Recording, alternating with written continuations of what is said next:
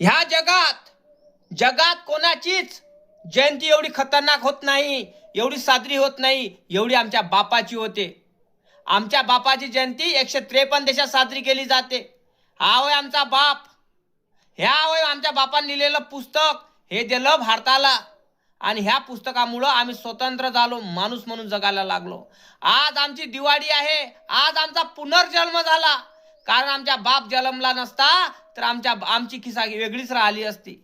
म्हणून सांगतो, आपल्याला बाबासाहेबांची जयंती नाचूनच साजरी करायची आहे.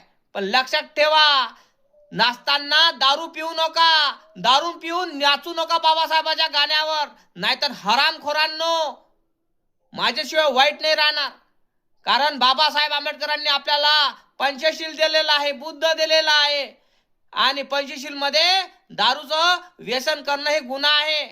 आणि तुम्ही दारू पिऊन बाबासाहेबांची जयंती साजरी करत असाल तर बाबासाहेब आंबेडकर स्वर्गातून म्हणणार, अरे मी कोण्या माणसाला सुखी बनवलं, कोण्या माणसासाठी मी लढलो, हे तर माझ्या जयंतीमध्ये गाण्यावर दारू पिऊन नाचत आहे. अरे नाचायचा सण तर सुज्ञीने नाच आणि बाबासाहेबाच्या गाण्यात धुमाल नाच, तुला कोणी म्हणणार नाही.